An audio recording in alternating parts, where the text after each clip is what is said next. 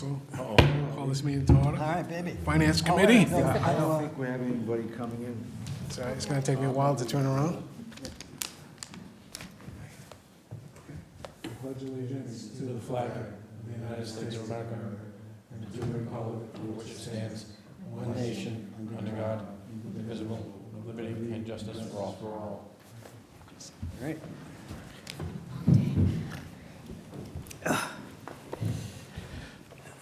All right, on the agenda, we're gonna start out with the long-term capital presentation by Sean, All right. Town Administrator. This is the same presentation did for the Select Board. All right. Is it? Yes, same Oh, presentation, yeah. yeah. Do you want me to stand here or do you want me to move over there? So That's fine. talking to Any- the back. any- Wherever's comfortable. Here anyway. Yeah, whatever you're comfortable with. What do you want to do? All right. Yep. This is working with the long-term capital planning committee. We did a long-term debt analysis. I know there's been a lot of question around that. So what I'm going to cover in this presentation is the capital planning committee, potential capital projects, and funding schedule for those. And I'm going to review some debt scenarios associated with that. Also, do an analysis of the tax impact on, long-term debt and how we relate to comparable communities in that regard. And then I'm going to do the same with the enterprise funds and how that impacts user rates. And then kind of finish up with the total impact of both the general fund and enterprise fund borrowing. Oh. There we go. The Long-Term Capital Planning Committee, as you know, the membership is Dave Talbot from the Select Board, Terry Ham from this board, Bruce Brooks from the Capital Planning Committee, Rob Almy from the Board of Public Works, myself, Gary Carrero, our Director of Budget and Finance, and Jim Kiley, the School Assistant Superintendent and Director of Finance. We were formed last year. The groups met regularly. It's really been a great group. It's diverse to talk about, particularly as it relates to long-term planning. Being involved in a number of other boards and committees, I think has been helpful to get together to really discuss these items in detail. So when we sit down to look at it, we wanted to say, what are some projects that are going to require borrowing in the future? So we came up with this list.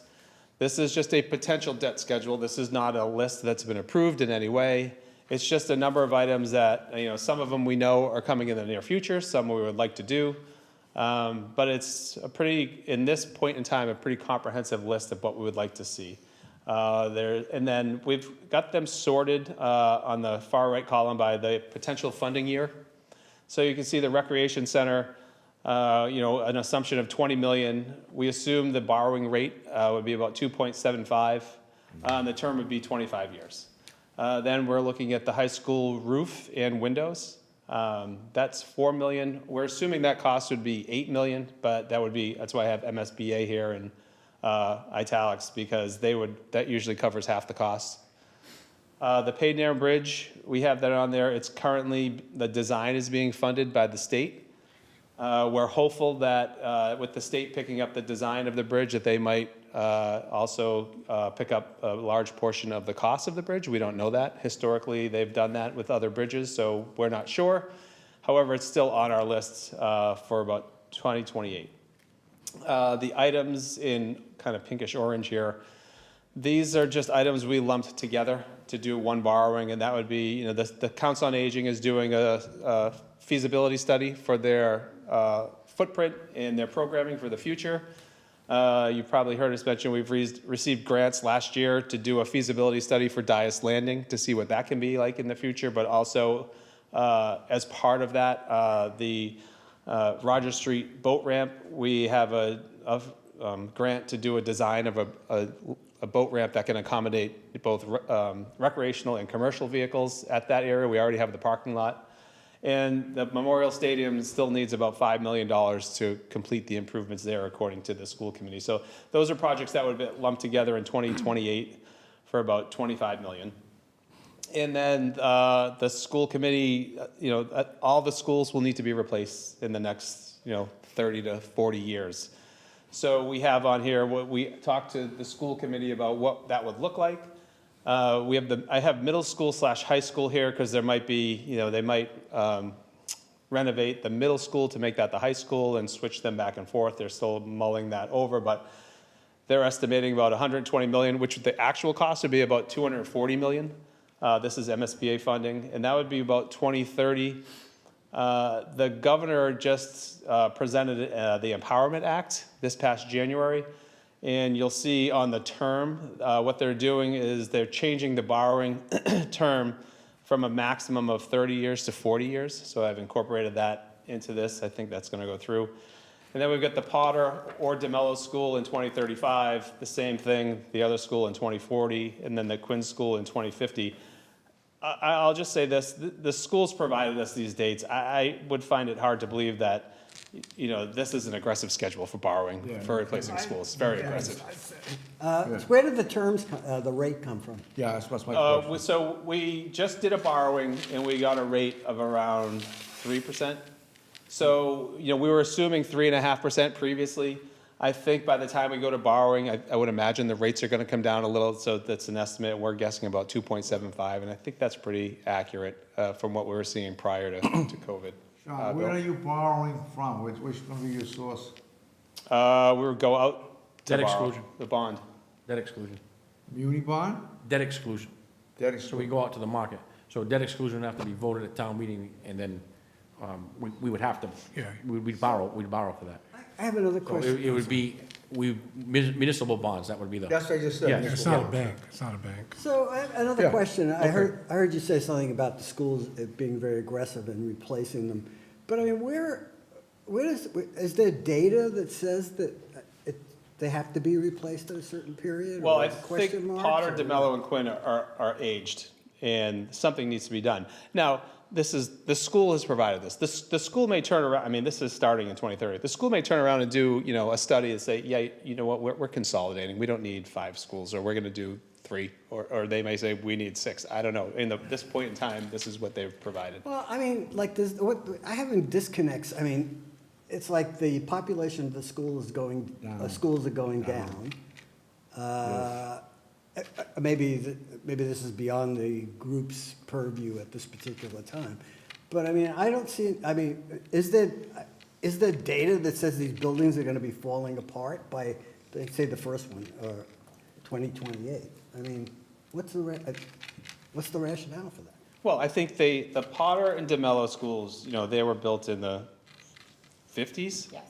So, you know, I mean, yeah, realistically, they need to be replaced. I mean, they've outlived their useful life. So things Now, like, we're getting the most out of them, but it's Yeah. just, you know, you can't have them in I can place. give them a little insight. Oh, Like, okay, great. If you go through Potter School or DeMello School, things like the heating system doesn't work properly. There's not, the air in there doesn't really circulate, it's not filtered, so kids are always getting sick. So these things are not really quick and easy to fix.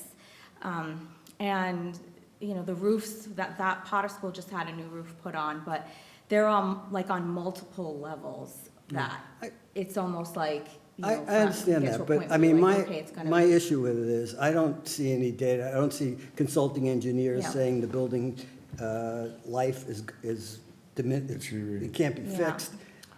So, I mean, and this is not the place to discuss it, but my biggest Yeah. question on this is, everybody has opinions, but I would like to see some data. Well, I think, so I agree with you, Brian. So, but when we look at this, you know, it's really just to do an analysis of potential borrowing. So if we were going to go out to borrow for, you know, the Potter School, there'd be a lot of analysis Okay, done to justify the borrowing, All right, because I we'd have to do it at town meeting, we'd have to do it here, we'd have to get a lot of buy-in. Yeah. So we couldn't just say, well, this is the number we came up with. I mean, these are really just point-in-time numbers that we're assuming now. Now, if we're going out to 2050 for the Quinn School, you know, we're estimating 70 million with MSBA. Like, who knows at 2050 if that's accurate? You know, could be more, could You be don't less, even know- probably more. You don't even know what the borrowing rate's gonna be then. And the other thing, watching the school committee meetings, they've come out and said, the MSBA has said that the middle school is the one that needs the most replacing. Yeah, So, and in all honesty, yeah. if you look at it and look at the ages of these buildings, we're behind the 8 ball. I mean, we probably should have been doing something earlier. And maybe get into a schedule where maybe every 30 years you replace one of the schools so that, you know, doesn't Yeah. get to this point. Yeah, and that's Yeah. exactly, Bob. So, you get in this situation because, you have schools from the 50s, which are great, and you've maintained them, but eventually, without having a schedule, something like this, just to say, well, this is on the horizon, like, we need to prepare for this. I mean, it really hasn't been done, so now we're in a position where, you can see the total is 299 million, over the next, 30 years. So it's just something that, the town needs to address, be prepared for in some way or other, so it's not a big surprise every time one of these things comes up. Now, at the bottom, you can see we do have some expiring debt. There's the borrowing for the police station, that ends in 2039. The North Library, that ends in 2043. And then we've had some miscellaneous borrowing prior to this that's, ends in 2031. So, and that expiring debt I'll show you as we move along, so. Mr. Chairman, Go ahead. before you leave that page, Sean, so some questions. I really appreciate the work, and we're finally getting, a capital plan with some, some long-term lookouts. I'm concerned about some of your numbers here and the accuracy, and I know they're just projections. But for an example, in the year 2035, you're looking at the Potter or DeMello School, which are very similar schools. They could be sister schools, really. And you're projecting a $35 million cost in 2035, and to do the sister school 5 years later, you're projecting the same amount. Let's be truthful with ourselves. We know it's not going to be 5 years later the same price as it was in 2030. So I'd like to see some better, realistic numbers here. And then when you go out to the Quinn School, 15 years later, you're projecting the same number. There's no way a school's going to cost you the same amount it did as it does. So, I'd like to see some better accuracy, and I know it's just an estimate, but we all know for what you can buy for $35 million in 2035, you're not going to get the same amount in 2000. So we talked about this, the committee, and how would I put a cost on the school?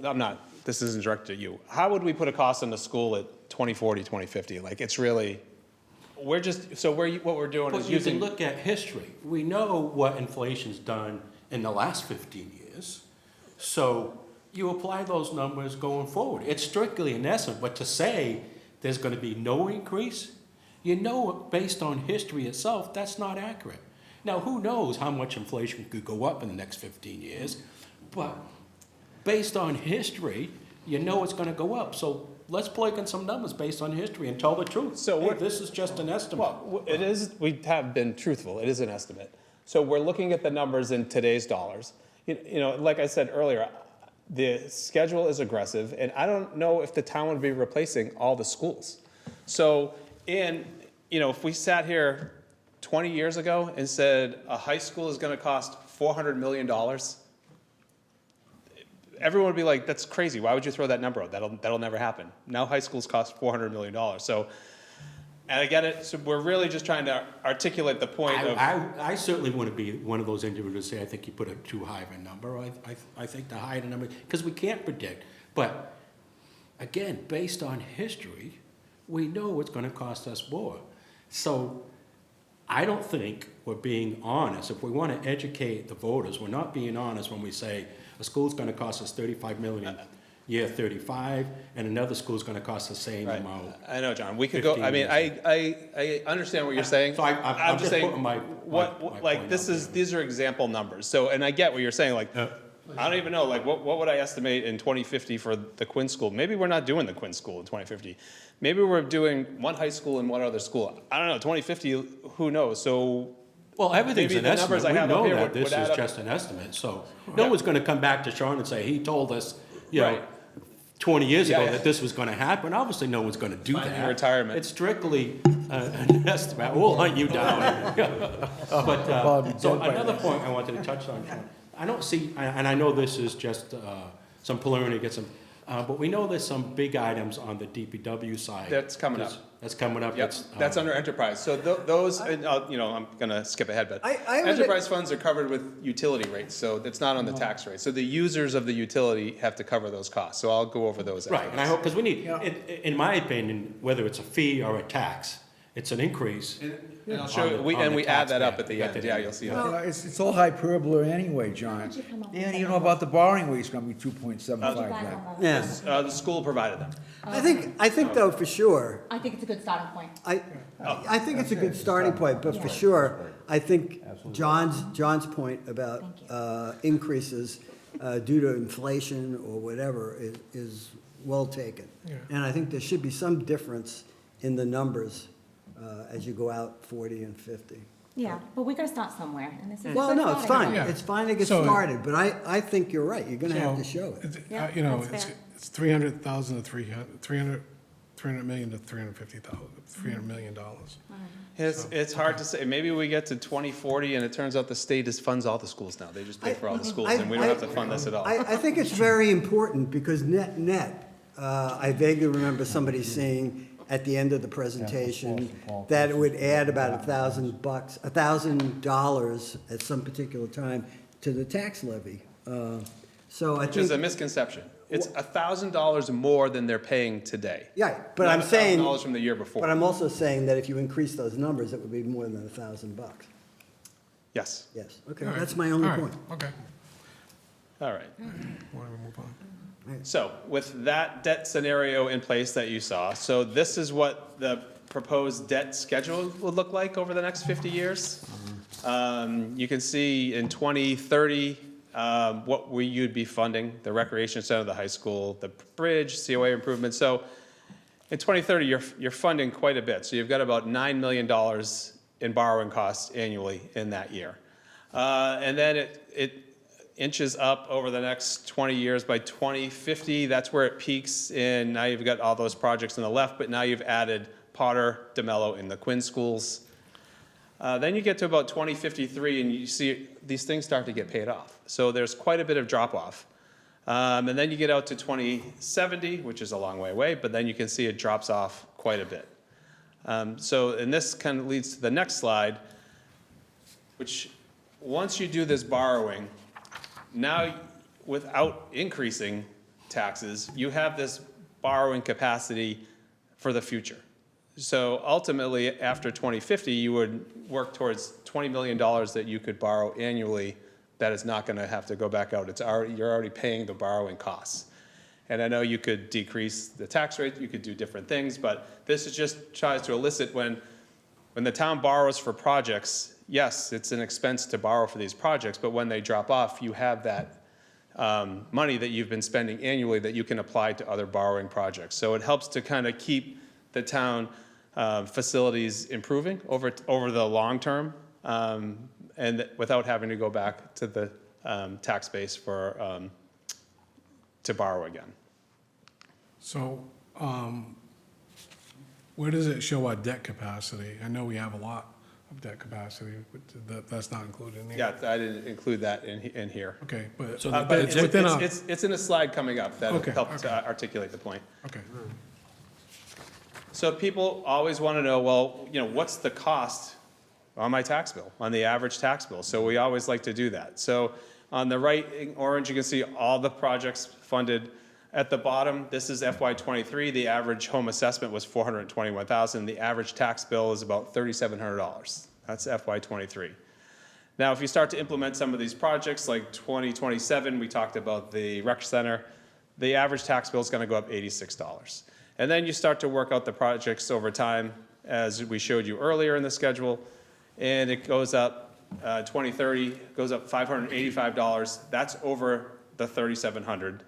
That's not in addition to the 86. And it maxes out at 2050 at $800 over the 2023 tax bill. Bill? John, quick question. With regard to the town population, have you figured that in the calculus here is what the taxes would be because, or the revenue would be? I've used the existing parcels that we have. Existing So I haven't created new parcels. And I want to say there's like 15 or 16,000 parcels. So we use the tax rate based on those. Is it existing? Okay. Do you want me to wait till you finish, or? Is, Well, taxes never go down, Or because it's Proposition 2.5. So Proposition 2.5 would be on top of the Proposition 2.5, right? this is just in it, yeah, so the budget's gonna go up 2.5%, this is separate from that. Okay. And the next slide, I'll kind of show you when we talk about, Because when I watched this, when you're doing with the select board, and I saw the decrease in the property taxes never go down. no, the borrowing costs Okay, goes borrowing down. okay. And that's when it goes back to the debt capacity. So Okay. the borrowing cost goes down, so, you know, we're spending $1 million a year in debt, or we're losing that. So we finished paying off the rec center, that we were paying, I don't know, just $1 million a year. Well, that goes away, so now we have $1 million a year that we've been paying, can we apply that to another project in borrowing? So this is why I say future debt capacity. Without impacting and increasing the tax rate, we're just taking the existing taxes that we're getting.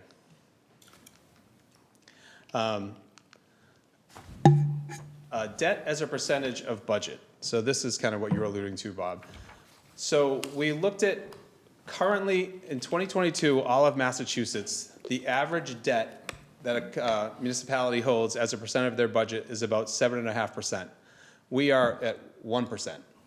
It's very low. So when we look at it over time, you can see we would max out with the projects that we're planning, 2030, 2035, that would be the max. The town would be at 7.86, 7.87% of the total budget. Now, this assumes 2.5% increase over every year. So you can see, with all these projects and the maximum borrowing amount, the town would just be average as a percent of the budget with all the other communities. So we would be right up there with the average. So this just shows that, I mean, these things are expensive, and I get that, and I'm not trying to discount that, but compared to other communities in the state, just like us, it's affordable. And it's affordable for other communities, all shapes and sizes. It can be affordable for Dartmouth as well, so. Now we get to our other comparable communities. So the Dartmouth residential tax rate in 2023 was $878 per 1,000. Our comparable communities, and I'll show you that next, their average tax rate is $1160. The difference in that tax rate, the almost $3, equates to about $23 million in budget capacity annually. That's a lot. Now, I know we don't have we don't have a fire department, we have fire districts. When you look at incorporating the fire district rates into the tax rate, we're still well below the average comparable tax rate. These are our comparable communities. You can see by population, they're very similar. Tax levy, they're similar. Everything, state aid, total budget, all very, not exact, but they're all very similar. These are comparable communities we use quite often because they're good indicators of, or good equivalents of Dartmouth. And you can see our residential tax rate's $860, and you can see the tax rates for these other communities. They can get quite high.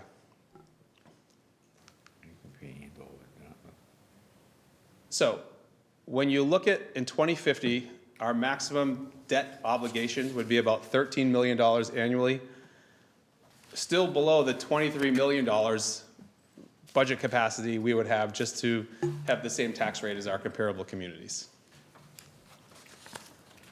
So now enterprise funds.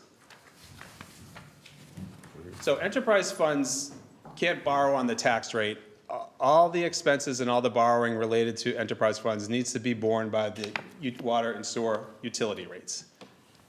So what I have here on this slide is a billing summary from 2023. And up top in the pinkish orange are residential accounts. We have 19,000 residential accounts. That equates to 43.3% of total billings. Now, the second two rows there, we have the average water and sewer bill. That's about $353, and the median water and sewer bill, which is $206.52. Now, for here, I'm focusing more on the median bill because the bills can fluctuate quite a bit. So the average is $353, but really, what the median is, which is a better indicator, is $206. And this gets important down below on the commercial accounts, there's 275, but you can see the average water and sewer bill for a commercial account is $3,600, $3,641, but the median is $737. So there's just some very large users throwing off the accounts. And the same up top with the residential, there's a lot of irrigation accounts that would throw that off. So it's, if people choose to have irrigation, they're obviously paying larger bills. So Sean, is that a quarterly bill? This is annually. That's annually? Yep. I didn't realize they were that low. Yes. Don't say that out loud, Bob. It's already in. Anyway, Well, their I total don't have- annual I have billings are some. about 16 million for water and sewer. Now, we go through and we're looking at what the DPW is looking at for projects in the near future. As you may recall, last year, they did an analysis of their drinking water infrastructure. And that report laid out about $20 million in upgrades that were needed over the next, I think, 20 years. They've done some of those improvements, but they've got about 16.3 million left on improvements, according to that study, that need to get done. So what we've said is, that would be a 25-year term, starting in 2027, and these rates are lower because there's better borrowing rates for water and sewer infrastructure, so I put it at about 2%. And then they're currently doing a wastewater treatment infrastructure analysis that should be done this year. So right now, we've asked, we're throwing out about anticipated $50 million in improvements, mostly to the wastewater treatment plant. And that would be a 30-year term, starting in 2030. And then just water and wastewater infrastructure. We know more improvements are going to need to be made in the coming future. So in 2033, we have that starting. That's about $20 million. One thing we added here, last year, you may recall, Mass DEP had some Title V amendments that could have impacted all of the town and even those with septic systems. So we kind of incorporated this 20 million incorporates, if that is to come to fruition, if there's a financial burden for residents on septic systems, then we could maybe use some of this funding to help offset their costs. So the DPW is looking at about $86 million in costs over the next 10 years. So, Sean, the enterprise funds, their borrowing capacity is evaluated different than the whole town, or is it part of the whole town? I believe it's part of the whole town, isn't it, Gary, when they do the bond? The borrowing capacity? Yeah, in other So, words, how the town is valued is based on the EQV of the entire assets of the town. So we have so much, Yeah. right now it's about 250 million we could borrow if we were to borrow all at once. And that's roughly like 7% of the total EQV, which was like 7.5 billion Okay. in total assets. So, right, when we go to borrow, it's determined on the total, but the payment of that is based on the user rates. The payback on that is based Yeah, on no, user I- rates. I Unlike understand. on the town side, it's but based on the borrowing capacity is enterprise funds in the town together? Yes, Okay, yes. all right. Is that why the rate is different? You're showing a 2% rate. So Well, for water and sewer infrastructure projects, there's different avenues to borrow, and those rates are generally lower than just general fund borrowing. Yeah, mainly, what you see, the 2% is usually the trust, the Clean Water Trust offers a rate that low. And they've offered those rates low for many years. It used to be Mass Clean Water Trust, now it's the Clean Water Trust. So, but we could conventionally borrow for, also for, which like we just did for the AMR system, we conventionally borrowed for that. That wasn't through the trust. So what is their sourcing? State funding. State funding? So it must be grants, I mean, it must be, The state issues the bond, and Yeah. a larger bond, they get a better rate. so probably taxation and. Can we inflate those budgets and do a line item transfer to borrow at a lesser rate? So that's where they're looking at for projects, and now when we break this out, so this is just for the water treatment upgrades. The borrowing would annually be $834,000 on the right there, 893. That would be the annual cost. At the bottom, the residential bill increase. You can see I have the average and the median just so you can see the difference. But the median bill increase for the borrowing of 16.3 million would be about $11 on the average residential bill. Their new bill would be about 217, and that equates to about a 5% increase. And that's an annual, that's an annual figure. Annual Yes, figure? as long as the borrowing's there, that is included in the annual cost, yes. Now, in 2030, we do the $50 million borrowing, which equates to about 2.2 million annually. So add that to the borrowing from 2027, and now users are looking at $3 million annually in borrowing costs. And that increases the tax bill about $30, 29, the median tax bill, $30. And that's not $30 over the 11, that's $30 over where they're at currently. So this incorporates the $11 in that. So you're really just $30, and that's about a 20% increase in their average bill. So, which would be about $247, median bill, sorry. And then, as you can guess, then we get to 2033 and we add the $20 million borrowing, which is another $1 million a year. So now in 2033, the DPW is taking on $4 million annually in borrowing. That's an increase of $1357, and for the average bill of $260.71, a 26% increase from 2023.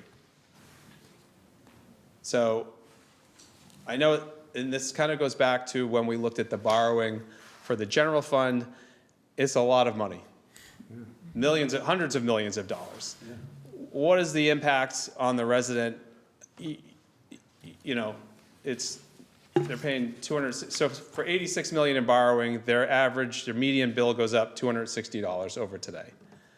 And I know it's an increase of $260, but you know, the average user is getting $86 million in improvements to the system. So I think it's, you know, high value for what they're paying on their average bill, or median bill, or both. This just kind of summarizes what I was just saying for all the bills. You can see how it breaks down over time, where the increase, the total borrowing impact is about $54 on the average user, above today. So pretty affordable, but still an increase, but you're getting a lot of improvements for that money. Now we look at combining the two, the general fund and the enterprise borrowing. I know this slide's very busy. At the bottom, it just shows where the projects start and where they start to drop off. You can see the miscellaneous borrowing, the police station, North Branch Library, those were existing, but I just want to do that to show where that debt expires. And then where the new debt starts, you can see them all here.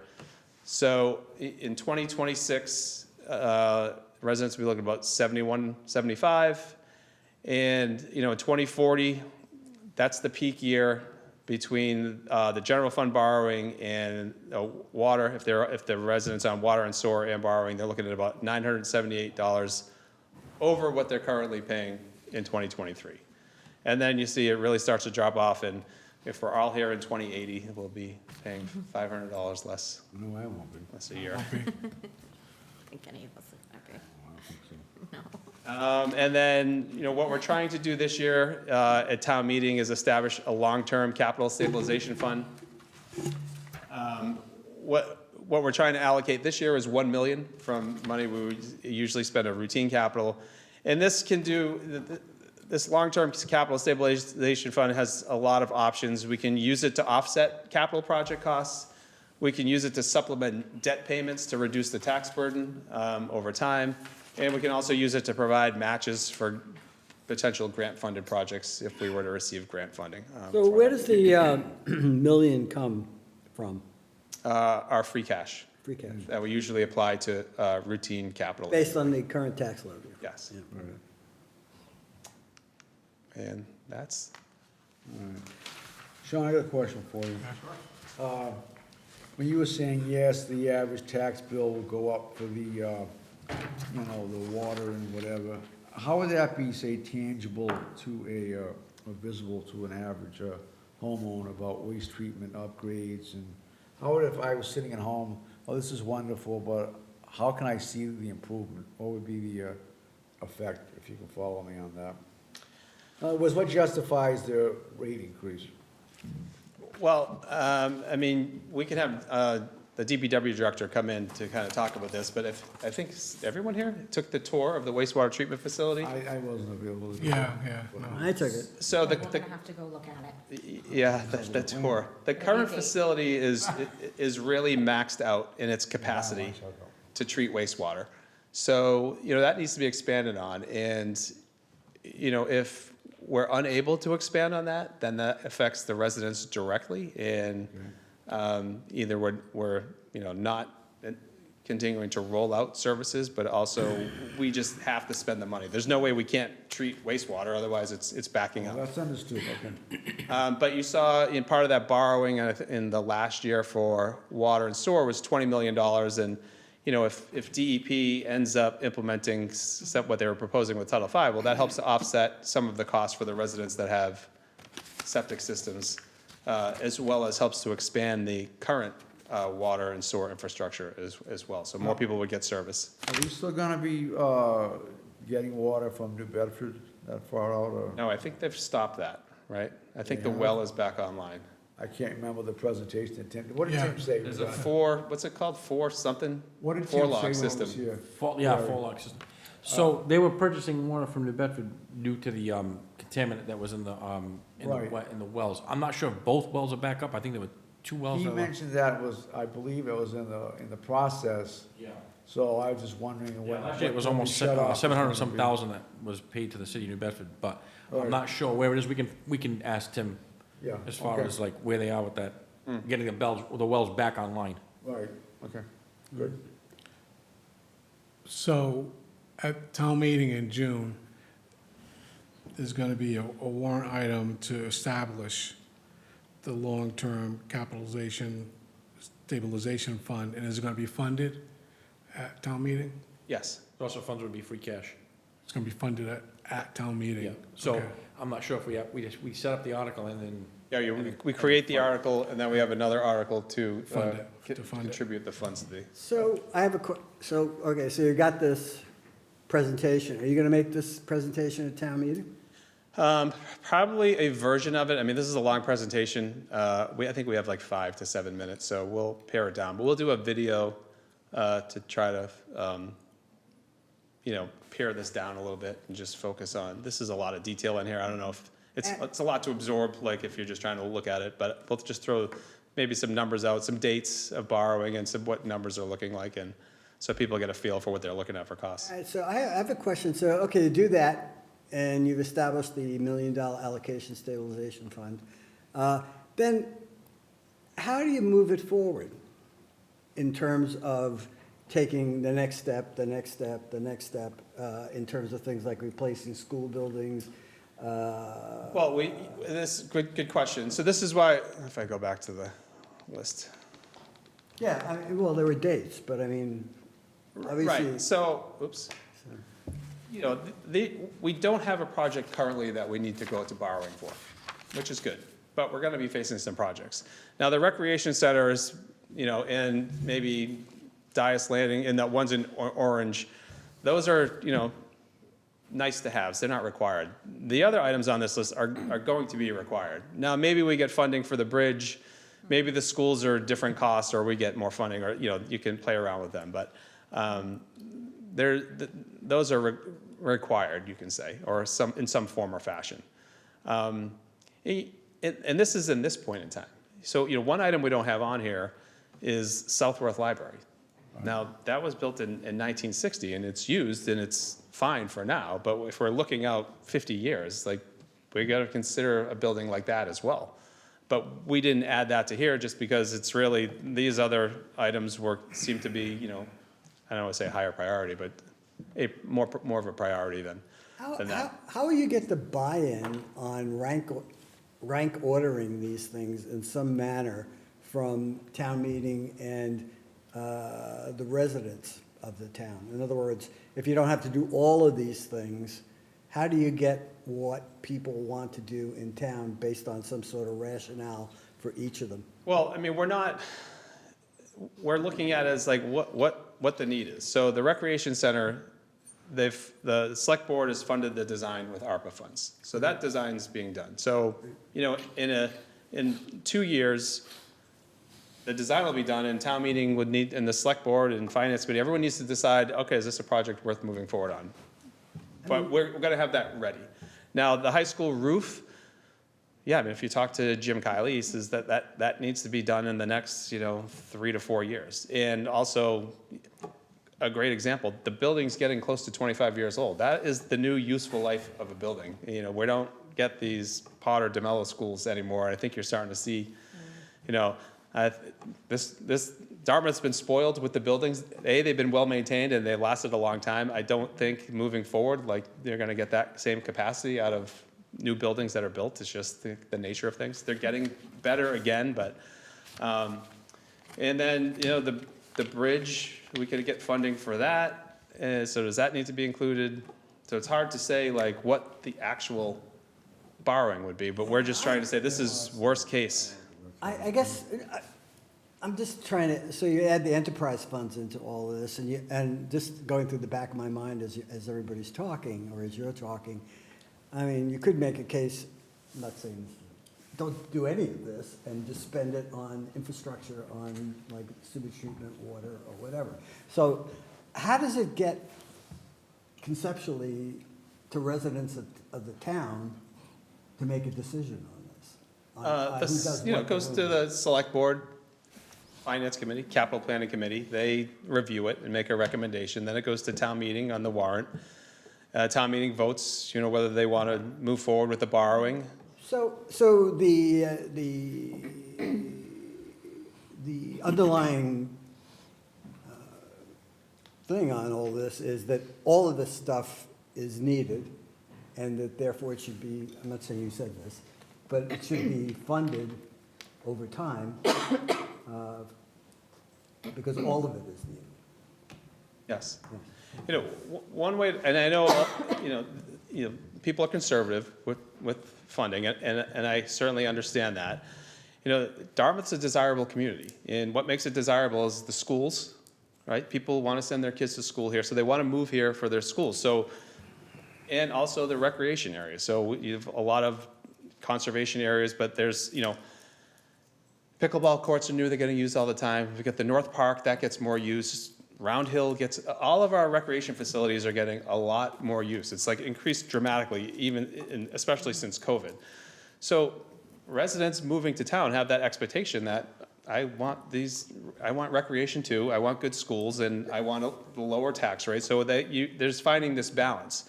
But also when you're providing these services and these amenities, whether they're required amenities with DPW water and sewer infrastructure, or nice amenities like, the COA improvements or the recreation center, values of people's homes stay higher. So, one thing I don't really touch on here is that if you're doing these improvements, the assessed values of people's properties are going up. So while, yes, they're paying taxes to finance these things, when they go to sell their homes, they're gonna get a portion of what they've paid in back in profits on their homes. So, if you run those numbers, they're actually paying less than what we're showing here. So it's tough to articulate that and explain it, on a high level. But when if the values of the properties in town are higher, then people are paying less in the long run. So, I mean, I hate to bring this up, but, I mean, if you look at the state data on population in this town, it's flat for the last 10 years. So how are people moving here for the schools or anything else if the population is flat? Well, I mean, people are being born and expiring, right? Well, it's been flat at roughly 30,000. Well, it's It building goes back to housing. what I was just saying, Brian. Housing. So it's been flat, yes, but the amount of use on the recreation facilities has grown dramatically. So you would say, well, where are these people coming from?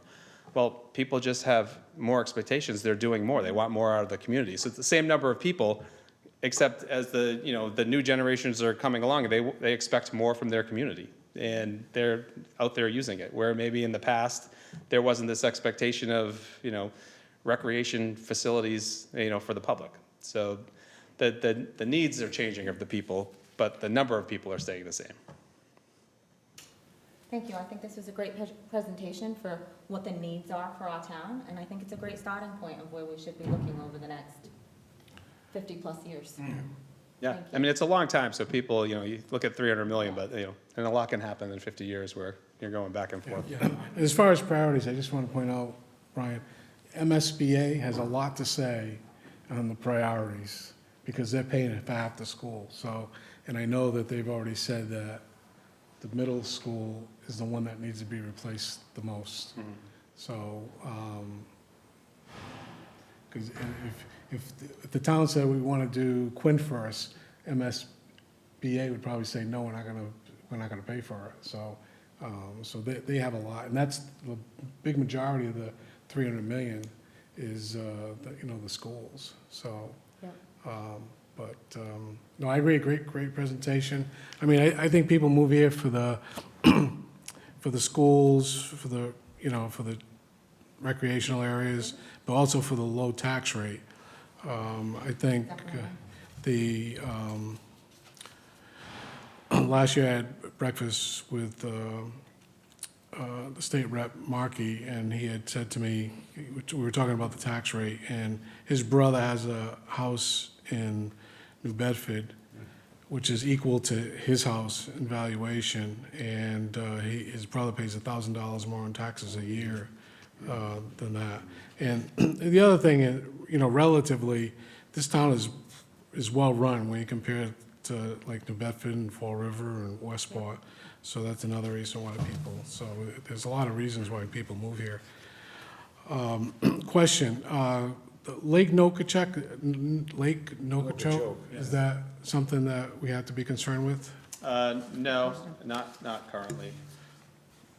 All right, currently, but, all right, so, because that's owned by the city of Fall River, right? Yes. And is there, we're going to, I know we've put it off, but the landfill, in 7 or 8 years, I understand there's going to be an issue with it's full. Is there going to be any capital requirements, That's a really good question. for that in this time period? Yeah, I mean, Because- not in this time period. We'll have to see, when, obviously when they're getting, close, within years to actually having to cap it and close it, then we need to look at the rates for disposal then, and incorporate those costs. And that's gonna be a pretty big expense, I would imagine. It will be, yes. Yeah, it's not gonna get cheaper. No. So it's hard to say what it's gonna be, but, well, yeah, we'll have to address that, well before they're closing, but, Yeah. probably start to think about the next 3 or 4 years. Yep. Okay, anybody Mr. else? Go ahead. Chairman, Yeah. One more comment and another question. Nice presentation. I know we've been asking for a long-term capital plan for a number of years now, and finally got something in front of us, and we can critique, and so we're making progress in the right steps.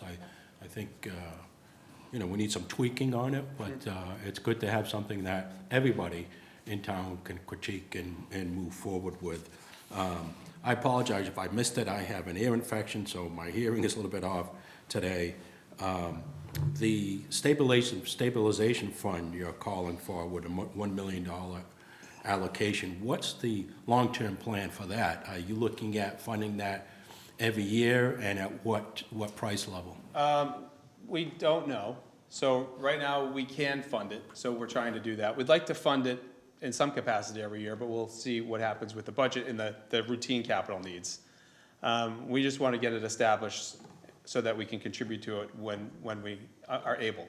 So no, there's no set amount that we're looking to do every year. It'd be nice to do $1 million a year. I don't know how feasible that is, but, whatever we can get in there before we actually start to borrow would help. And the drawdown from that account will have to come from approval from town meeting. Yes. Yeah, thank you. Sean, a question. Pete Newman Bridge. When was the last time, when was this version of the bridge completed as far as the construction on it? Remember what year it was? Oh, that was put in, I want to say 1938, No. The recent one now, this one that we just completed. the Causeway? Yeah. The Pete Newman Bridge, yeah, all the improvements they did They to just it. did work on it not that long ago. Yeah, It was they closed. did, so. Oh, I mean, they do maintenance on the work to keep it from freezing, which it Well, they does did in a the lot, summer. they put sidewalks in, they put a lot of work into that bridge. Oh, you're talking the Causeway? Causeway, that's the causeway, yeah. Yeah, that was finished in 2018. Yeah. 2018. But that doesn't, That didn't include the bridge. yeah. They include the bridge. Okay.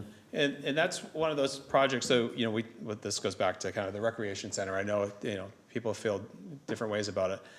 It's important to get the design done because the causeway wasn't initially funded by the state. And what happened was projects fell through and that project was shovel-ready and ready to go. So it was able to be funded by the state.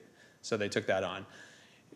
We have the money in ARPA that we can allocate towards the design of the recreation center. Now, things can happen. So if that project's ready to go, then grant funding can be available, or other funding sources that may come available, particularly with the state, as we kind of roll out of COVID and some of that COVID money that's out there. Well, maybe that can be, you know, we can work with our legislators, and maybe some of that money can be applied towards a project like that. And then, you know, just like we're doing with the bridge, the state's taking that on as the design, but maybe funding becomes available because the design's done. So maybe it doesn't get done right when the design's complete, but we have that in pocket and funding becomes available. So I think sometimes it's important to invest in just the design, just so you're prepared when funding does become available. That could be a possibility for federal funding if these infrastructure bills go through, right? Correct.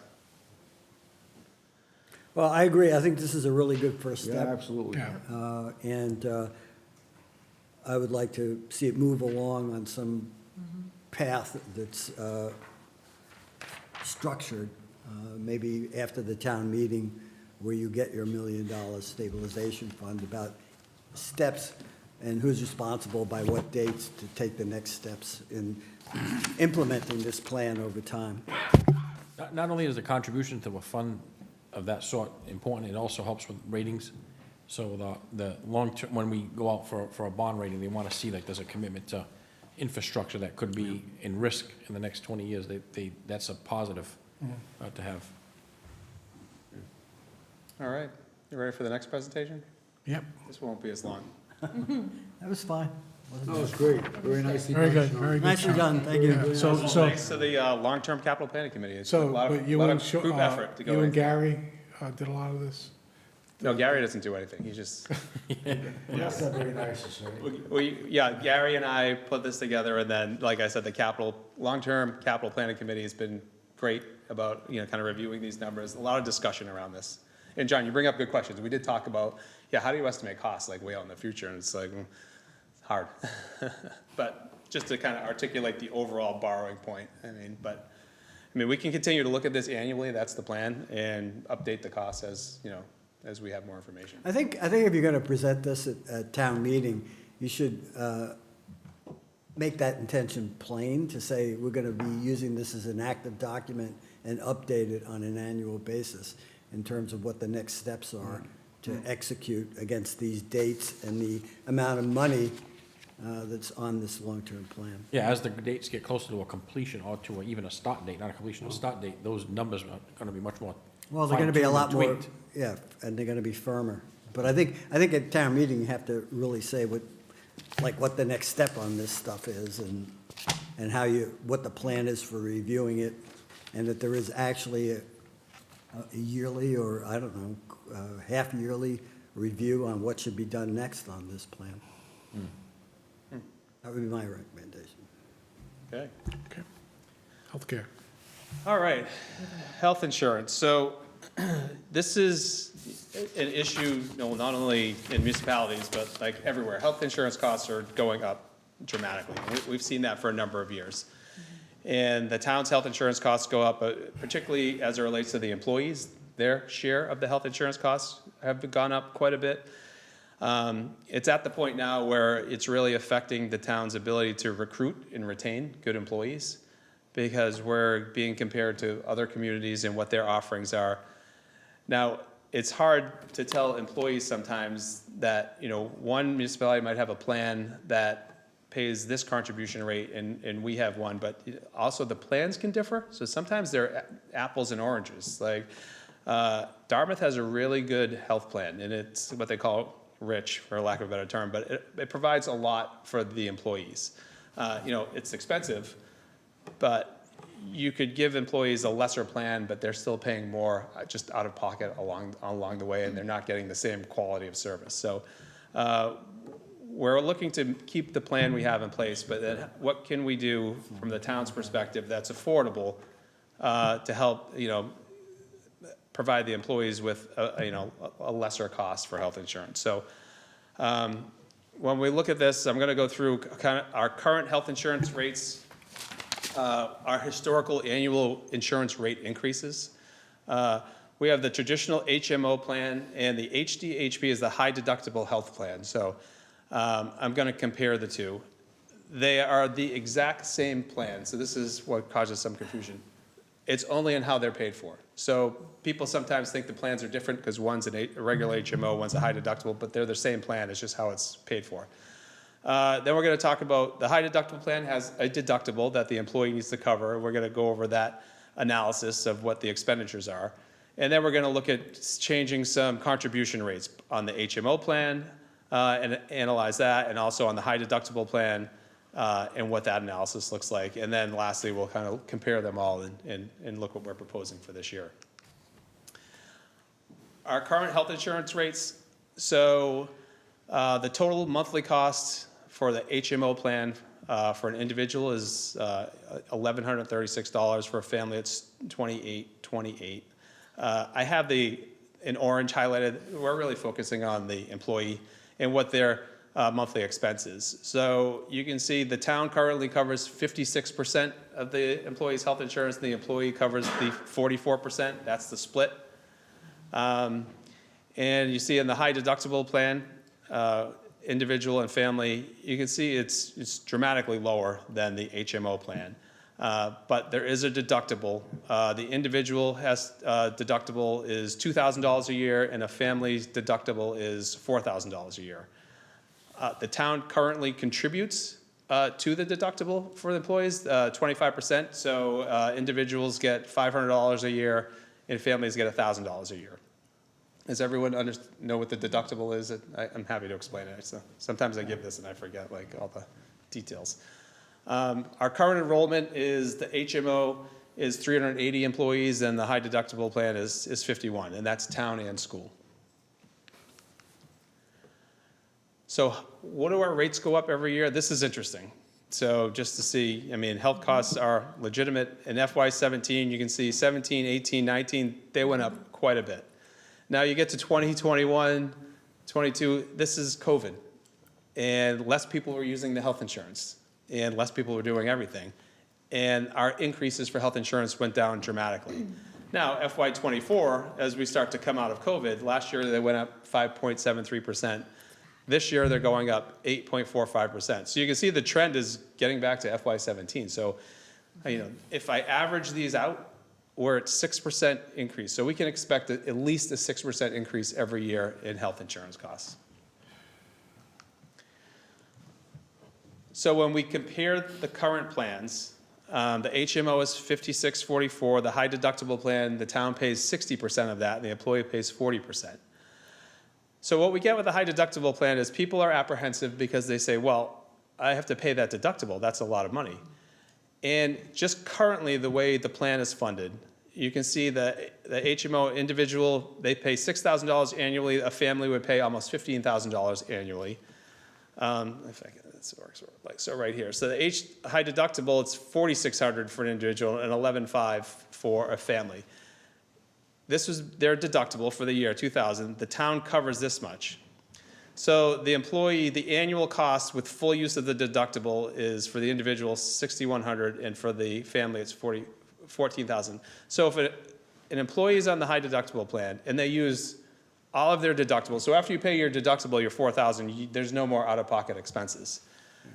A family would save $420 over the HMO plan, just if they spent it all. Now, an individual is going to be paying $124 more if they use the full deductible. Now, if they use 50% of the deductible, the savings for the individual is $875. The savings for a family is $2,420 over the HMO plan. Now, if they use none of their deductible, an individual is saving $1,800 and a family is saving $4,420. Now, for a family to use none of their deductibles, I don't know if that's really realistic, but 50% I think you're going to see is more in line. Now, just to focus on that, the plans are exactly the same. The exact same services is just how it's paid for. So when employees are picking up more of the initial health costs, it keeps the rates low for longer, so.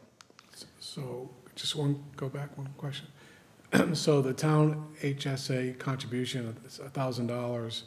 If somebody only used 500, does that $500 carry over to the Yes, next year? yes. Okay. So we're giving the employee that $1,000. Now, if they don't use it, they get it.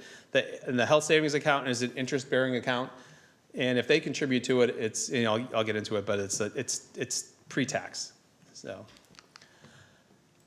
Now, one thing you just heard me talk about, like, well, what is the average annual deductible cost that families are paying? So we know, is everyone paying 100%? So we should be looking at like, okay, everyone usually pays 100%. So we ran the numbers last year in 2020. People on the family plan were paying a percent of their deductible. They were paying 43%, individuals were 32%. So in 2020, I'll just use the family. So they were paying $1,700 a year out of pocket. The town was giving them $1,000. So their actual out-of-pocket cost was $758 for a family. So that's, you know, reasonable. You get to 2021, the average deductible was 50%. At the end of the year, they're paying $1,000 out of pocket. You saw they're saving quite a bit, so, and they're paying $1,000. Now, we just got these numbers the other day. You know, 2022, the family was 60%, 59.5. You know, they were paying $1,300, but then last year it went down to 55. So we're always around that 50%, I think, for the average deductible between individual and family. So, you know, when we'll look at the analysis moving forward, you know, we give all, no deductible being used 100% or 50%. So, but I think 50% is a good number to use for the average employee to do kind of a cost analysis for themselves. The other thing we look at is the HMO plan. And currently, like I said, the town pays 56%, the employee pays 44%. Generally, employees want to look at this and say, well, we want to be 60-40 on the HMO plan because we think that's more competitive. And if the town were to change to 60-40, just from the 56-44 to 60-40, the employee would save, the individual would save $545, and the family would save $1,300 a year. The cost to the town would be $1.7 million. That plan's just expensive. And, you know, we're assuming a 30% increase in enrollment, which I think we would see an increase in enrollment on the HMO plan because we were changing, that's a significant change to the contribution rate. You know, 1.7 million is, you know, that would require a 2.5 override. We couldn't incorporate that into the budget. And the thing is, even if we were to do that, the current costs are here. So for a family, it's $14,900.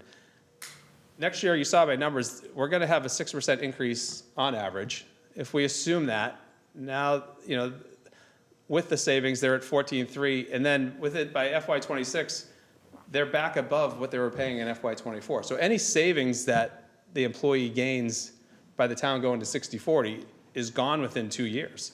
So it really doesn't make, you know, a lot of financial sense to have the town change this contribution rate to 60-40, where it's very expensive for the town, and the employee doesn't really save that much money after 2 years. Now, the other thing we looked at was a 75-25 split on the HMO plan, and that was $4.5 million a year. And we assumed, you know, we'd get a 50% increase in enrollment. I think we would see a big draw because it would be a big, a seemingly large savings to the employee. So then we looked at, okay, what are some options that we can really look at that will help, you know, alleviate employee costs, help with recruitment and retainment. And one thing was to look at, well, if we take the current high deductible plan, which is shown to have a savings right now, and we change the contribution rate from 60-40 to 65-35, and then instead of paying 25% towards the employee's deductible, we pay 50%. So what would those numbers look like? Well, if they use their whole deductible, a family is going to save $2,859 over the HMO plan. If they use 50%, which is kind of the number we were looking at, which is more of the average, a family is saving almost $5,000 a year over the current HMO plan. And if the individual and family don't use any of their deductible, the individual saves $3,000, and family saves $6,800. You know, one of the complaints we get with health insurance, and we hear it, is, well, I never use the health insurance, why do I have to pay so much for it? Well, the high deductible plan is great because if you don't use it, you're saving a lot of money. And the town's contributing a lot of money. The town's giving the employee $1,000 or $2,000 for a family, so we're contributing even more. And that's money that goes in their bank, can be used when we leave here, when they retire, for just medical expenses. So the health savings account is just helpful to have in general. So that was option one. So we always look at the cost. Well, what would that cost be? Well, it would cost the town, we estimate, about $331,000 to implement this. Why? Well, we're assuming a 100% increase in people getting on the high deductible plan and just a 10% reduction in HMO users. So that's 38, 40 users. It's so expensive on the HMO plan for the town as well that just a reduction in 10% allows us to pay $331,000 for the people on the high deductible plan. So very affordable. So then we look at, well, option two, like what if we were more aggressive and we said, well, let's change the high deductible plan to 70/30 with the 50% deductible. The max an entity can contribute to a health savings account is 50% of the deductible. We can't do more than that. And you can see the dramatic savings here at 70%. So it'd be $4,300 for a family, all the way up to $8,300. But really $6,300. And then an individual that doesn't use the deductible, which is pretty likely is about $3,500 in savings over the HMO plan. So very significant. What would the cost be to the town? Using the same numbers, 100% increase in the high deductible plan and a 10% reduction in HMO users, it'd be about $426,000 a year. And that includes the contribution to the Yes. HSA? Yep. So now we say, okay, well, let's compare all the plans together. The 60/40 plan on the left, changing that.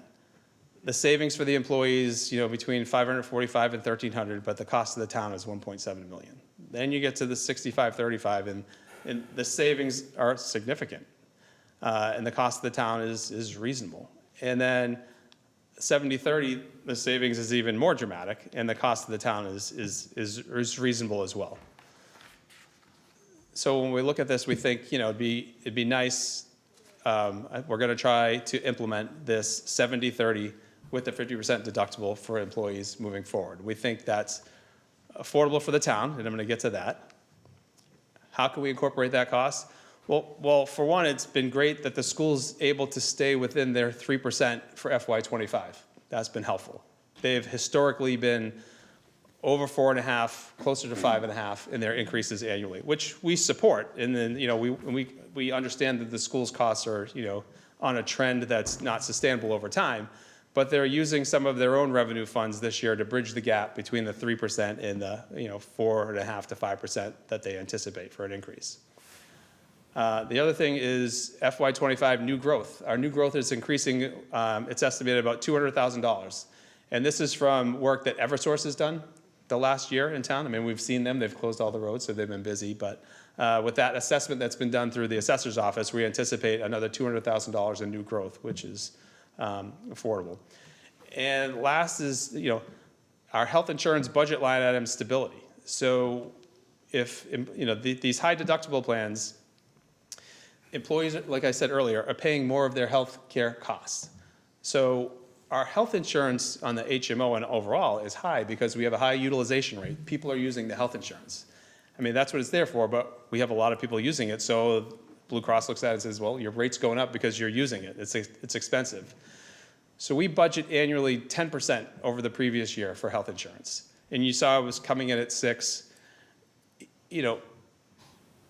If we can just budget 7% instead of the 10, then we'd be saving about $253,000 annually just in budgeting. In between the new growth and budgeting a little tighter because we think the costs are going to go down and I think it's going to bear out, we can certainly cover the 70/30 high deductible plan moving forward. What is new growth from utilities? What is that exactly? When the utilities do work in town, if they put in new electrical lines, Yeah. things like that, there's a value to that, Okay. just like building a new building. So the tax Oh, I impact. see, okay. all So right. we tax them personal You property on tax, that. it's, Personal property tax.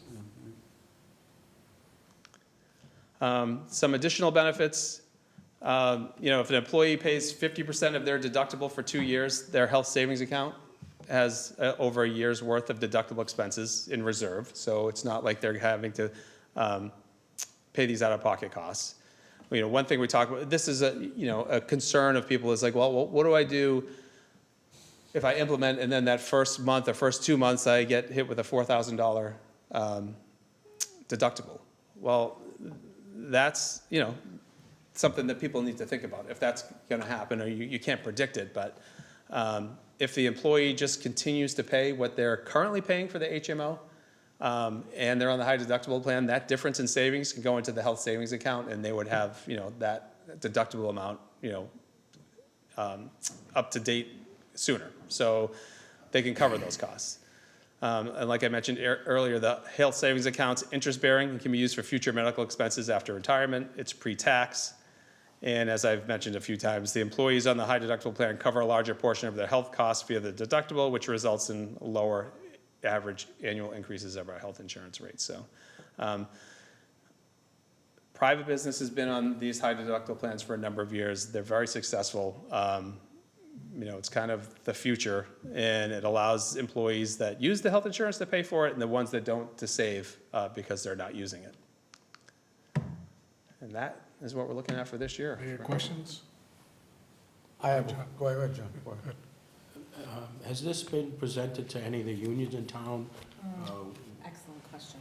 We've talked to them, I mean, previously, we've talked to them about changing the contribution rate, but we have an insurance advisory committee meeting coming up in the next few weeks, and we'll present it.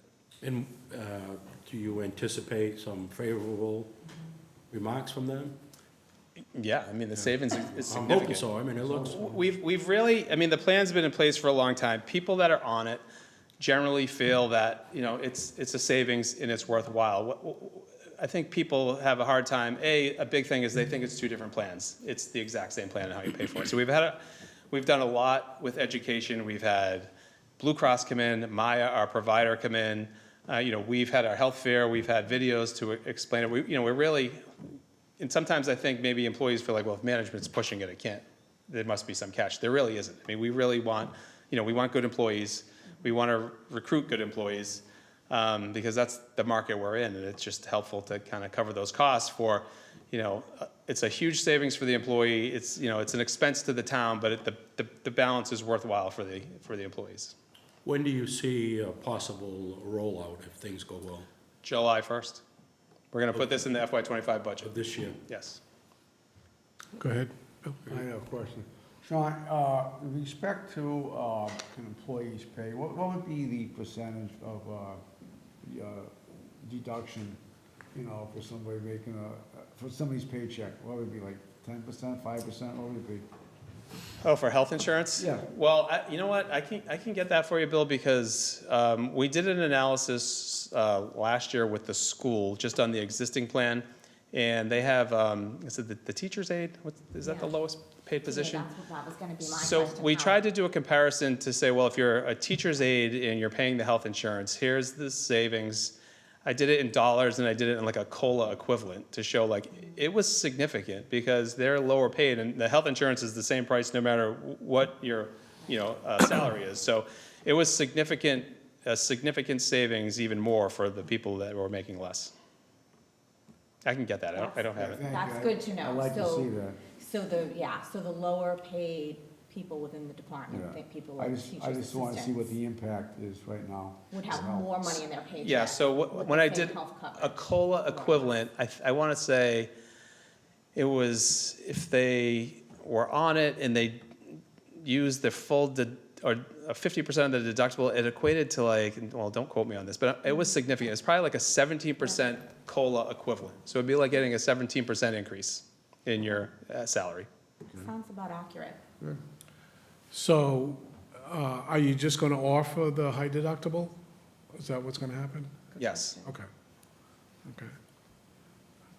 We have a couple, two of our bargaining units, we had bargained as part of the contracts, all new employees go on the high deductible plan.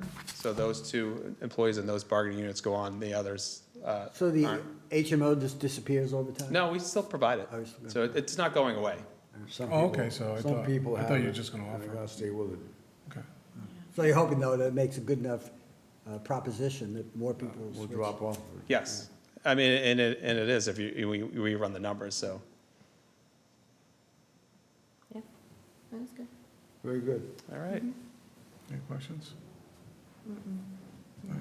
Okay, thank you, Sean, that was good. Yeah, very nice. I'm actually on a plan like what he's talking about through my husband, and when we first switched it, I was like, ooh, that's like, our deductibles are really high, and I was really worried, but then his company, same as what he's saying, puts in some money Some into like money, a, yeah. yeah, and it really wasn't that bad, you know, so it's fine, and we use it, Yeah, yeah. we use it, Yeah, yeah, if you got kids, you use it. yeah. So, next, Mr. Chairman, Sean was gonna go over the list of warrant articles, preliminary list, Okay. up here on the screen. Oh, sorry. This has changed a little, so let me pull up the one I have. Let's see. Oh, let me go back over there. Yeah, because I updated it with the CPC. Oh, okay.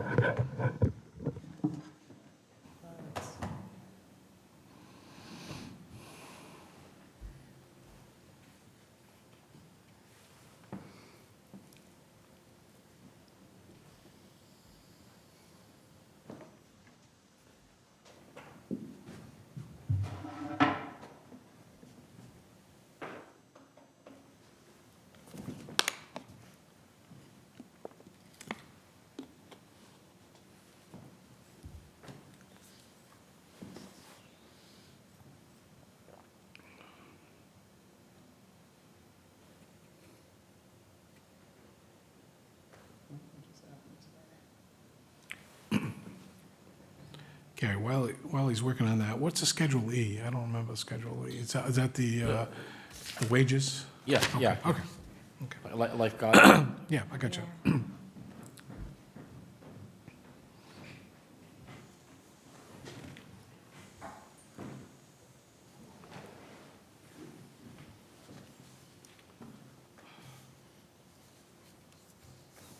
It's a lot. Yeah, There's a lot on the spring schedule. yeah. And zoning bylaws always take a lot of time. Yes. So, John, you could probably speak to the CPC article better than me, but their administrative budget, contributions to the reserves, Dias Landing dinghy storage improvements. This is like new dinghy racks for Dias Landing.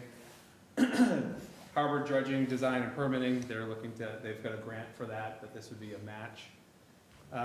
And then the Pontiac Park and Dias Landing Master Plan, so we received a grant for that, and this would be the match for that grant.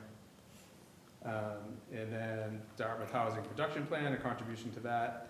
And also Cornell Pond, the committee, this is trail improvements.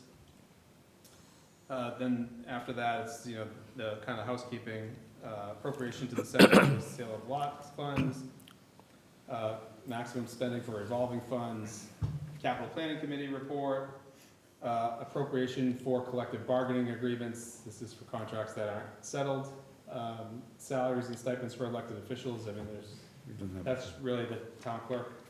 Okay, Salary. can we,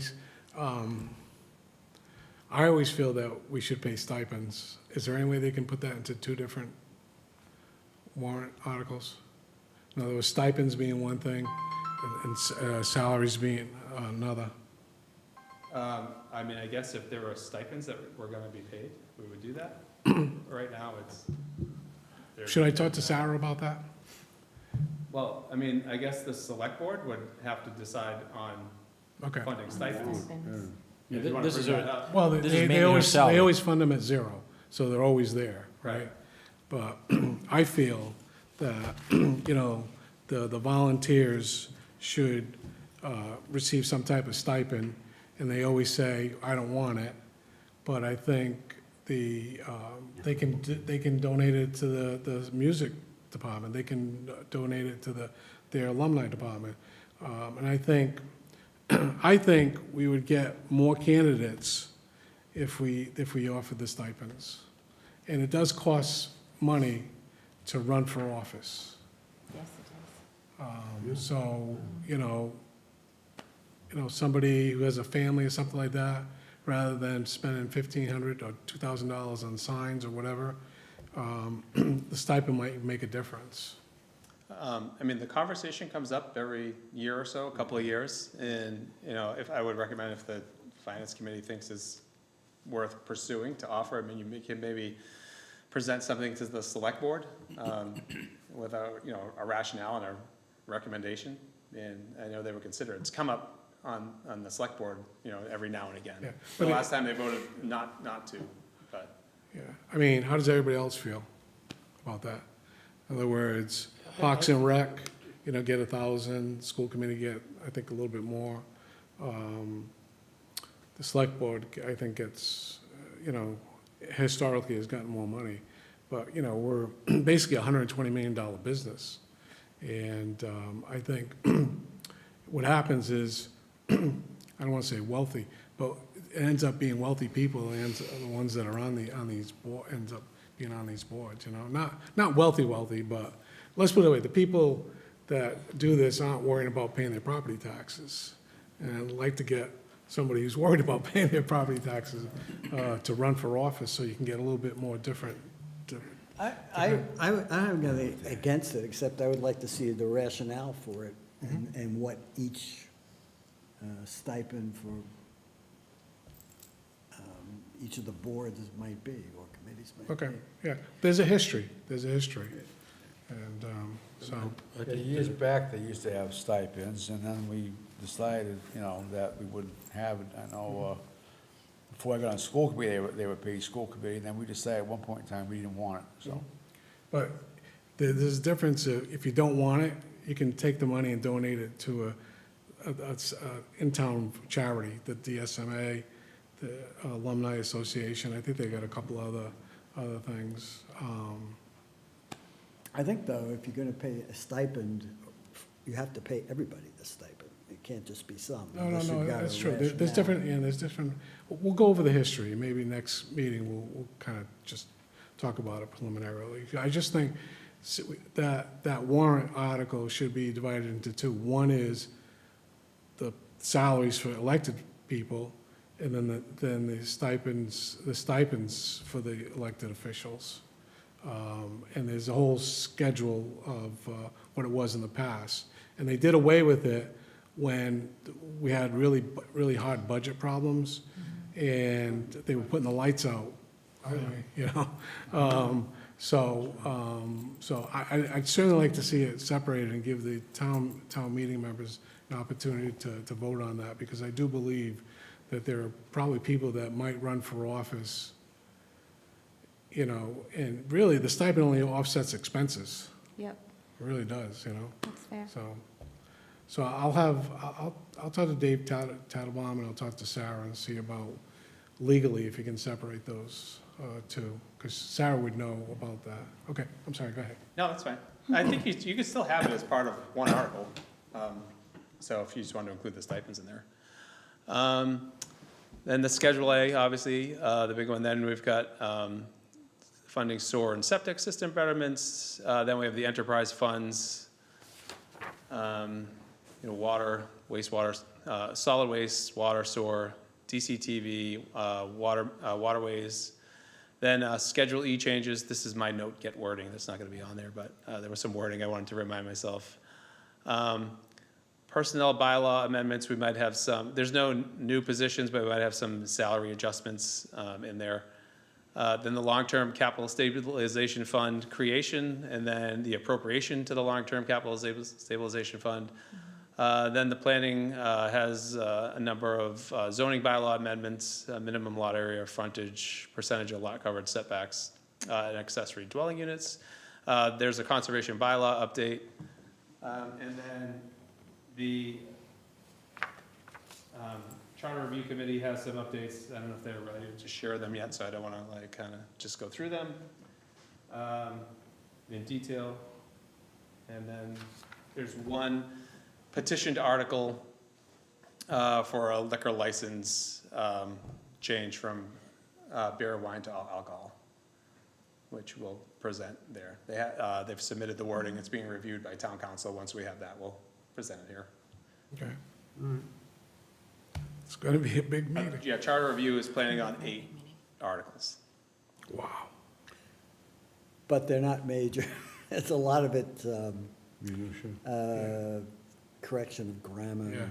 The zoning bylaw is gonna be the big one, and you probably are the most well-versed in that. We haven't seen anything yet. Yeah, no, we haven't, so.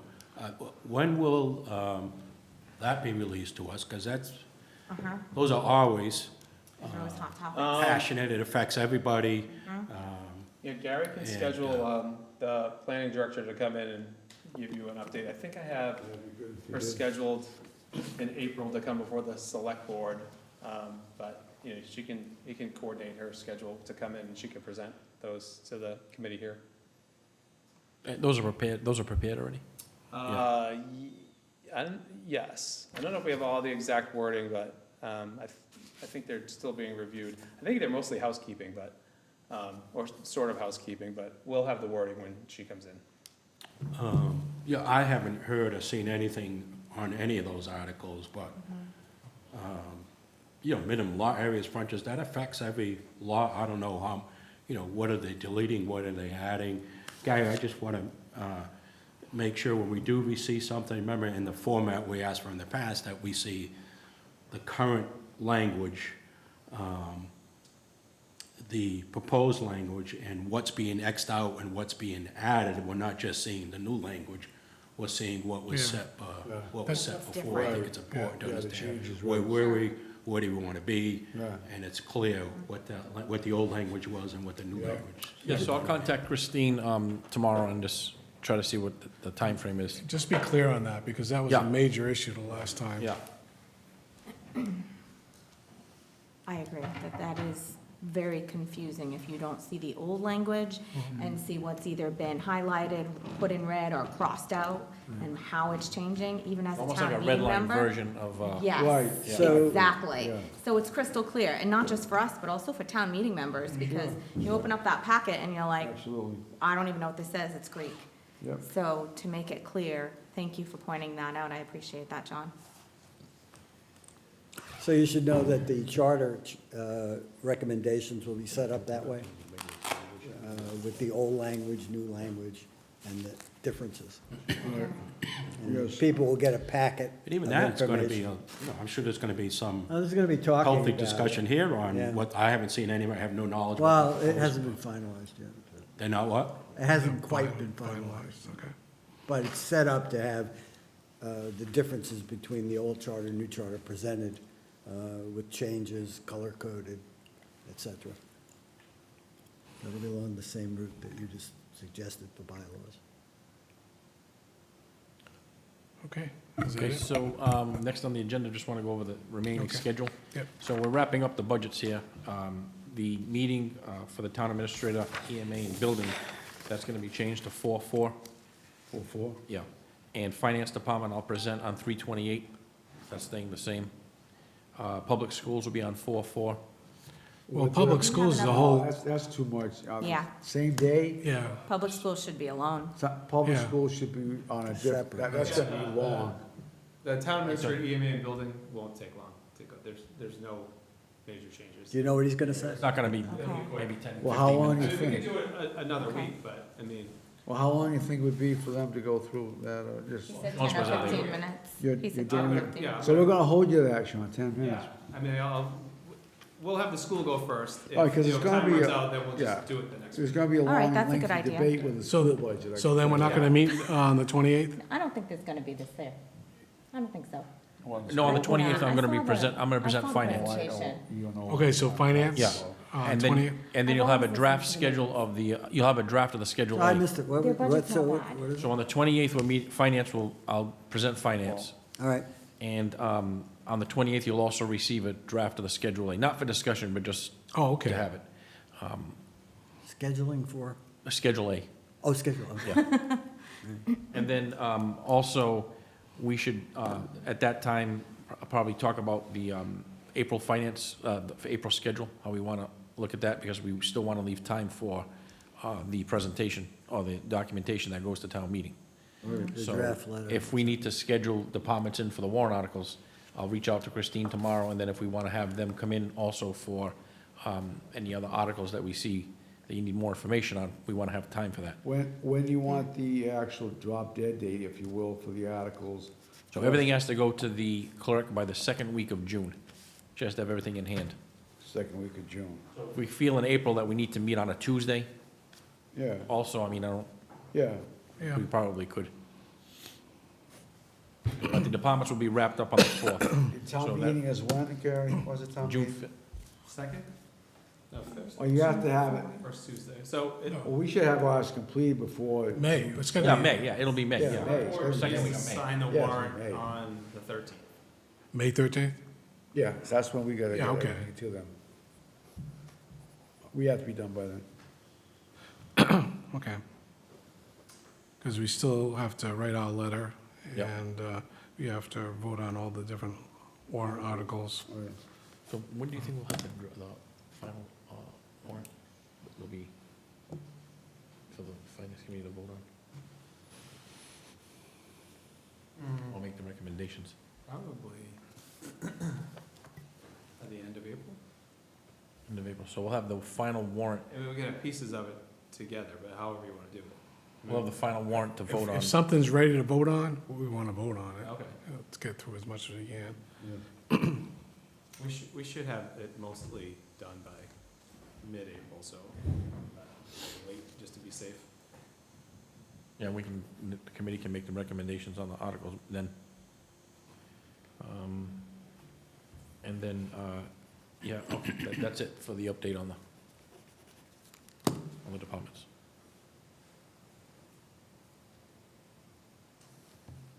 Okay. Liaison reports? I haven't got anything. No? I'm gonna be meeting with the Council on Aging, I think the 28th. Okay. Any minutes are available for approval? 229, I sent those out to the committee. Okay. I can't vote on those.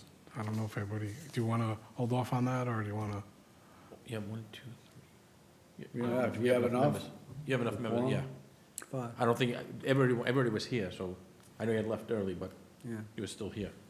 So Okay. you could vote on the minutes for the 29th. Okay, somebody want to make a motion to approve? the- I'll make a motion. All right, Is it I Bill? second. Bill second. Brian second. Bill approved. Brian second. Brian second. All in favor? I'm, And I abstained, so it's, what? Five, four, one 501. Okay. All right. Anything else, anybody else wants to bring up? no, Okay, somebody want to make a motion to adjourn? I'll make a motion, yeah. I'll second that. Okay, Carrie made the motion, Brian motion? seconded. So I have to Favor? finish the sentence. Aye. Any opposed? None? Thank you. Okay, thanks.